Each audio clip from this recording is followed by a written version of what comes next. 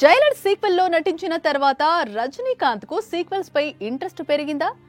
ఎందుకంటే కోలీవుడ్ లో సీక్వెల్స్ కు ఫేమస్ అయిన డైరెక్టర్ తో ఇప్పుడు సూపర్ స్టార్ మూవీ కమిట్ అయ్యాడు.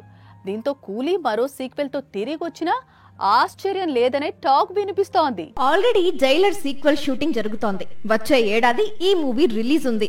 అయితే జైలర్ 2 తర్వాత కూడా రజనీ మరో సీక్వెల్ తో తిరిగొచ్చే అవకాశాలు కనిపిస్తున్నాయి. అదే అరుణాచలం సీక్వెల్. 1997లోనే 30 కోట్లకు పైగా వసూళ్లు తెచ్చిన చిత్రం అరుణాచలం. పైగా సూపర్ స్టార్ కెరియర్ లో బిగ్గెస్ట్ హిట్స్ లో ఒకటి. అలాంటి సినిమాకు సీక్వెల్ అంటే చిన్న విషయం కాదు.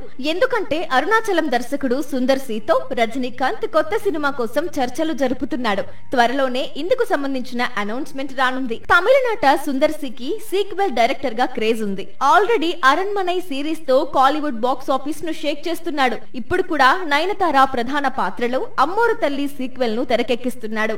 ఈ చిత్రం తర్వాత రజనీకాంత్ తో సుందర్ సి అరుణాచలం సీక్వెల్ ప్లాన్ చేసిన ఆశ్చర్యం లేదంటున్నాయి తమిళ సినీ వర్గాలు. పేదవాడి పక్షాన నిలబడతాం, ప్రజా గొంతుకై నినదిస్తాం.